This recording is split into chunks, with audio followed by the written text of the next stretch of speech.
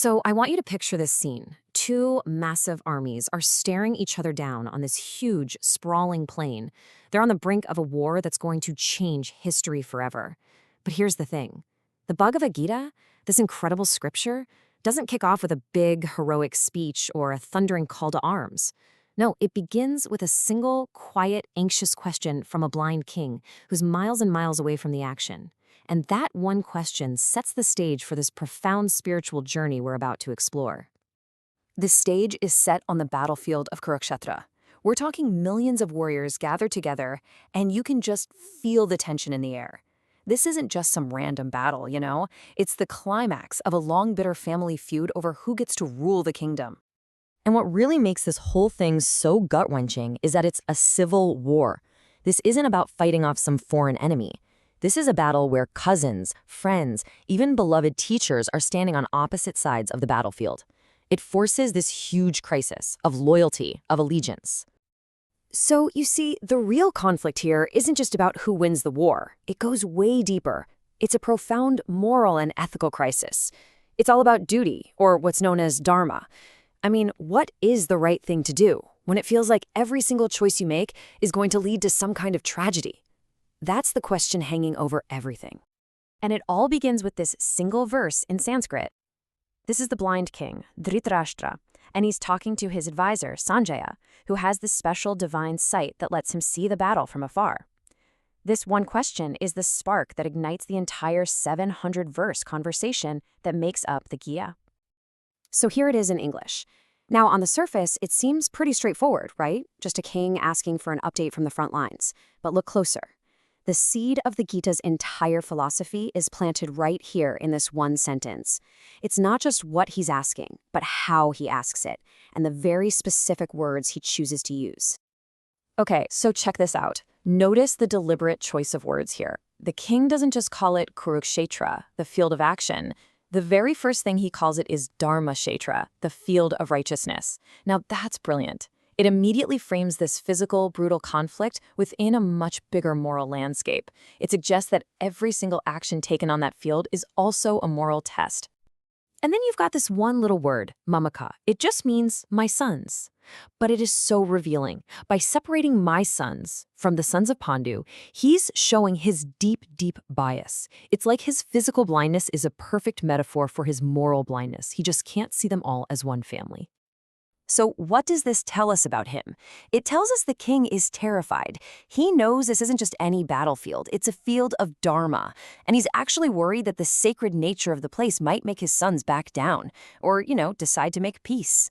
His question isn't neutral at all. It's just dripping with anxiety and personal attachment. He's not looking for the truth. He's looking for reassurance that his side will win. Now, all of this happened thousands of years ago, but the real power of the Gita is that this battlefield, Kurukshetra, isn't just some physical place in ancient India.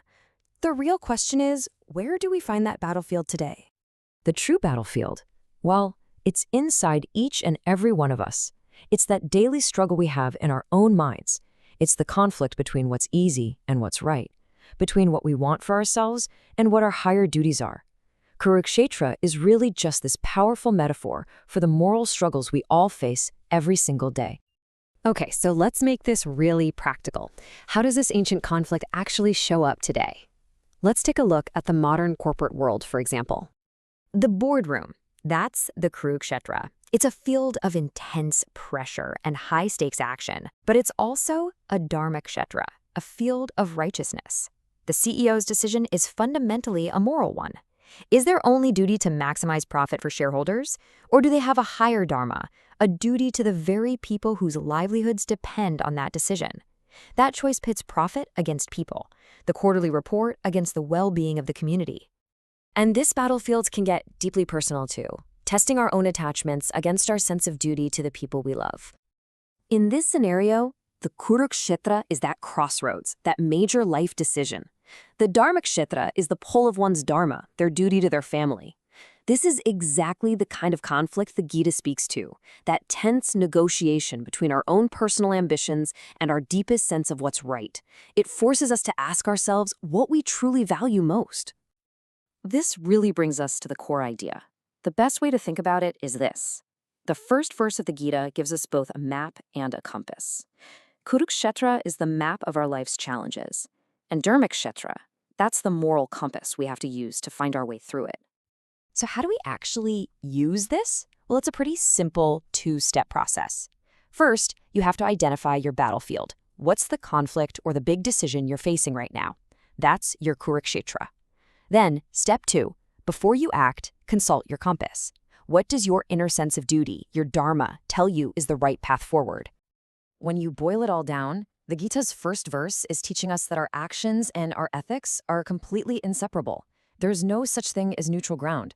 Every boardroom, every family discussion, every single personal choice is a dharmakshetra. And true success isn't just about winning the battle, it's about winning it the right way. And that really just leaves us with a final thought to ponder. In the landscape of your own life, right now, what is the Kurukshetra you're standing on? And when you really get quiet and consult your inner compass, what is your dharma telling you to do?